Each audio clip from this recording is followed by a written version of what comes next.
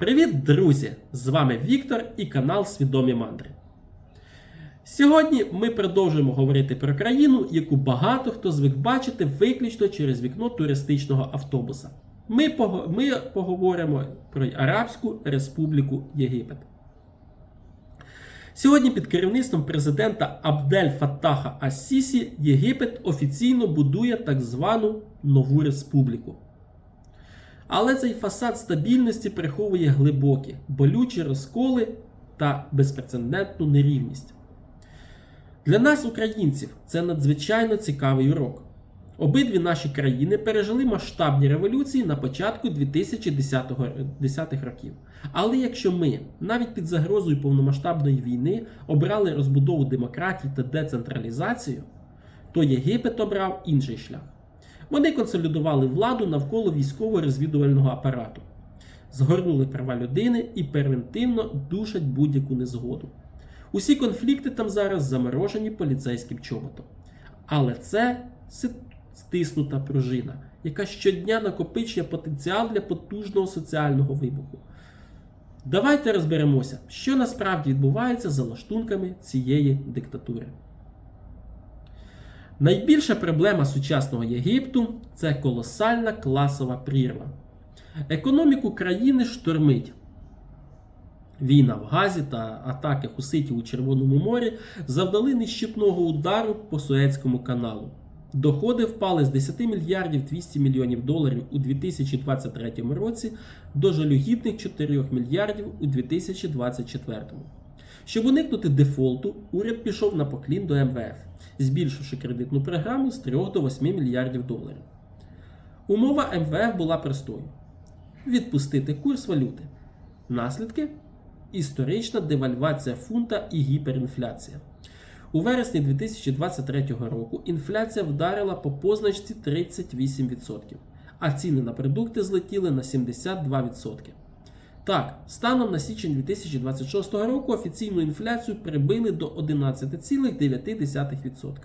Завдяки рекордним 46 мільярдам 100 мільйонів доларів інвестицій, зокрема від Об'єднаних Арабських Еміратів, у проект Рас Ель-Хікма. Але ціни назад не відкотилися. Вартість житла і комуналки продовжує рости майже на 30% у річному вимірі. Уряд увікнув жорстку економію.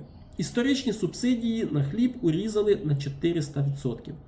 Субсидії на паливо планують скасувати взагалі до кінця цього 2026 року. Так, є програми допомоги та Кафул і Карама, які охоплюють 17 мільйонів людей. Але це капля в морі. Соціологи фіксують феномен вимивання середнього класу. Понад 35% населення Єгипту офіційно за межею бідності. І на тлі цього масового зубожіння неймовірно цинічним виглядає збагачення еліти. Збройні сили Єгипту – це зараз найпотужніший економічний гравець. Армія контролює все – від будівництва інфраструктури і цементних заводів до вирощування риби та імпорту їжі. У них звільнення від податків, нульові мита, безкоштовна праця призовників і непрозорий доступ до контрактів на десятки мільярдів доларів. Якщо Україна бореться з олігархами, то в Єгипті держава і є головним олігархом. Президент ас-Сісі особисто контролює управління адміністративного контролю, яке не має жодних прав перевіряти бізнес армії. Ця військова каста просто висмоктує ресурси з країни. Але знаєте, коли людям нічого їсти, страх перед терором зникає. У 2025 та на початку 2026 року Єгипет накрила хвиля трудових страйків. Працівники компаній водопостачання в Олександрії та Кальюбії вийшли вимагати підвищення зарплат, яке їм гарантував суд. А на півдні, у Верхньому Єгипті, вибухнула цукрова промисловість. У вересні 2025-го зупинився хімічний завод у Хавамдії та цукрові заводи в Едфу, Ком-Омдо, Арманті та Дешні. Люди вимагали виплатити надбавки, які їм боргували ще з 2017 року, і скасувати примусове стягнення 700 фунтів щомісяця на якусь фейкову медстраховку. Приватний сектор теж палає. На текстильній фабриці Аль-Шурбаї страйкували понад 500 робітників. На турецько-єгипетській швейній фабриці TNC людей просто незаконно звільнили. А в провінції Кальюбія 9 організаторів страйку кинули за ґрати за підбурювання. Що зробив уряд? У травні 2025 року парламент ухвалив новий трудовий закон. Закон номер 14. Державні ЗМІ кричали, що це подарунок президента. Так, вони скасували ганебну формулу номер 6. Це коли принаймні тебе змушували підписувати заяву на звільнення без дати. Але насправді цей закон неоліберальна пастка. Стаття 232 фактично ліквідувала право на страйк. Тепер треба попереджати владу за 10 днів, щоб спецслужби встигли всіх заарештувати. А в життєво важливих установах страйки взагалі заборонені. Закон дозволив звільняти всіх, хто має судимість за національну безпеку. А цю статтю вішають на всіх протестувальників. І найгірше. Близько 800 тисяч домашніх робітників, переважно бідних жінок, взагалі виключили з Трудового кодексу. Нуль гарантій, нуль мінімалки, нуль захисту. Соціальний договір остаточно розірвано. Держава просто обслуговує інтереси транснаціонального капіталу і військових.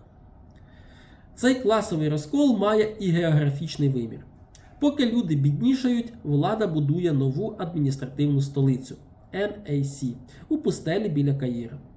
Це ексклюзивний форт для еліти вартістю в десятки мільярдів доларів. Офіційно це розумне місто, щоб розвантажити Каїр.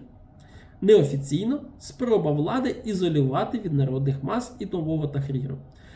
Квартири там коштують астрономічних грошей. Хоча, до речі, економічна криза дісталася і туди. На початку 2026 року 15% забудовників у новій столиці зіткнулися з фінансовими проблемами. А що на півдні? Верхній Єгипет або Саїд, Міння, Асьют, Согах, Асуан залишаються депресивною зоною. Уряд запустив програму «Гідне життя». У бюджеті 2025-2026 на неї виділили 25 мільярдів фунтів. Це трохи менше півмільярда доларів. Для 1600 сіл, де живе 21 мільйон людей. Порівняйте ці крихти з мільярдами, які впливають в палаци нової столиці. На відміну від української децентралізації, де громади отримали реальні гроші і владу, єгипетські провінції повністю залежать від милості Каїра. Єгипетська пропаганда кричить про національну єдність. Стаття 6 Конституції обіцяє рівність.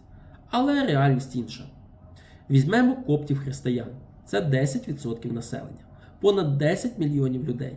Президент Ас-Сісі показово ходить на різдвяні служби, позуючи як їхній захисник. Але копти практично усунуті від посад в армії, розвідці та поліції. Місцеві чиновники блокують будівництво церков, що провокує насильство з боку радикалів. А якщо коптський правозахисник наважиться це критикувати, його садять за зневагу до релігії. Корінні народи теж страждають. Нубійців колись вигнали з їхніх земель заради асуанської греблі. І зараз, у 2026 році, триває суд над 32 нубійськими активістами за мирні протести. Один з них вже помер у в'язниці. А на південному Синаї, де армія до 2023 року розгромила філію ІДІЛ, кількість терактів впала зі 158 у 2017 році до одиничних інцидентів. Бедуїни досі несуть тавро підозрілих. Їхня інфраструктура зруйнована, пересування обмежене, а працевлаштування у великих містах є майже нереальне. А тепер про найгостріше. У 2025-2026 роках Єгипет стикнувся з шаленою міграційною кризою через війну в Судані.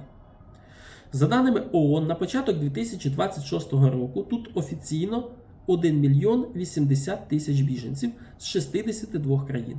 З них 825 тисяч – суданці. Реально ж їх від 1,5 до кількох мільйонів. Вони осіли в бідних районах Каїра, Олександрії, Асуана. Оренда житла злетіла в космос. Почалася боротьба за роботу і лікарні. Це спровокувало хвилю чорного расизму та ксенофобії. Понад 50% біженців не доїдають, половина дітей не ходить до школи. І що робить уряд? У грудні 2024 року приймає закон номер 164 про притулок. Створюється штучна бюрократична пастка. Черга на дозволи розтягнулася на 19 місяців, аж до 2029 року. 80% біженців автоматично стали нелегалами. У січні та лютому 2026 року силовики почали масовий терор. Заарештували від 3 до 10 тисяч біженців. Облави йшли по квартирах і школах. Поліція просто рвала картки ООН. Людей кидали в переповнені табори просто неба. Лише за перші місяці підтверджено 7 смертей. Серед них суданська дитина і літній чоловік. Через відмову в медичній допомозі. Примусові депортації прямо в зону бойових дій у Судан зросли на 150%. Людей катували, щоб вони підписали папір про добровільне повернення. Уряд Єгипту просто використовує цих нещасних людей для шантажу Європи, вибиваючи мільярди допомоги за стримування міграції. І паралельно каналізує гнів бідних єгиптян на біженців. Це суспільство залишається глибоко патріархальним.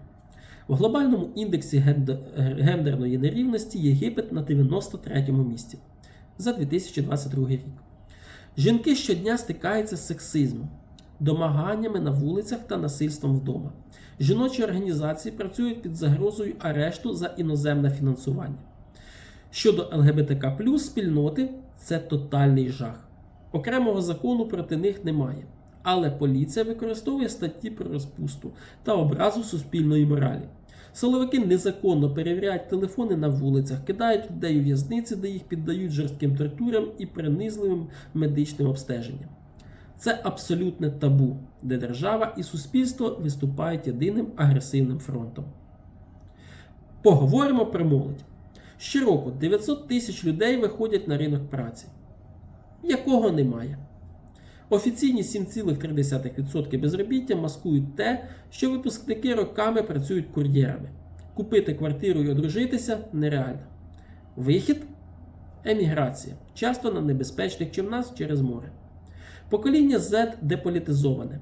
На річницю революції 25 січня 2026 року площа Тахрір була порожня. 51 мільйон єгиптян, майже 69% дорослих, сидять у соцмережах. Для молоді TikTok та Instagram стали єдиним місцем для втечі від реальності. Але держава прийшла і туди. У 2026 році Міністерство комунікацій запустило платформу wa3i.net, начебто для цифрового громадянства. Насправді це жорстка цензура. Закони про кіберзлочинність використовуються, щоб саджати молодих блогерів, особливо дівчат-тіктокерок, контент яких не подобається консервативним суддям. Власне, політичної опозиції в Єгипті не існує. Є монополія держави і залякана більшість. Президент контролює лояльний парламент, партію майбутнє нації. Вибори 2025-2026 років пройшли в абсолютній апатії під контролем спецслужб. У в'язницях десятки тисяч політв'язнів, комплекс Бадр, корпуси Бадр-1 та Бадр-3. Це гуманітарна катастрофа, де фіксують масові спроби самогубств через тортури, одиночні камери і відсутність лікування. Саджають усіх – ісламістів, лібералів, правозахисників. Кандидат у президенти Ахмед Тантаві намагався кинути виклик Ас-Сісі у 2023 році. Результат – у лютому 2024-го його і понад 20 його прихильників відправили за ґрати. Так званий національний діалог та президентський комітет з амністії 2023-2024 років виявилися фікцією для іноземних дипломатів. Громадянське суспільство задушене. Законом про НУА номер 149 дозволена лише безпечна соціалка чи екологія. Незалежної журналістики немає. Медіа контролює розвідка. Мухабарат. Застосовується технологія глибокого блокування – DPI. Заблоковано понад 500 сайтів, з них 132 – новини та права людини. Десятки журналістів сидять у СІЗО. Отже, підсумуємо. Стабільність Єгипту зразка квітня 2026 року тримається виключно на силовому примусі. Це класична республіка страху. Які перспективи? Конфлікти з меншинами та біженцями влада могла б вирішити. Але їй вигідно тримати цей хаос, щоб відволікати бідноту від власних провалів. Молодь і політична опозиція зараз у замороженому стані. Але цей вакуум дуже небезпечний. Варто центральній владі трохи ослабнути, і ця розчарована маса миттєво вийде на вулиці. Але найстрашніше – це класова нерівність та трудові бунти. Коли 35% населення голодує, а армія і влада будують мільярдні палаци в пустелі, жодні спецслужби не зупинять робітників, які не можуть купити хліб. Страйки 2025-2026 років на заводах доводять це. Єгипет нагадує перегрітий котел без клапанів. Якщо іноземні мільярди швидко не дійдуть до найбідніших, економічні страйки переростуть у радикальні політичні вимоги. І цей вибух буде набагато руйнівнішим за події 2011 року. З вами був Віктор і канал Свідомі Мандри. Обов'язково підписуйтесь, ставте лайки та пишіть в коментарях, що ви думаєте про таку модель держави і куди вона може привести. До зустрічі у нових мандрівках!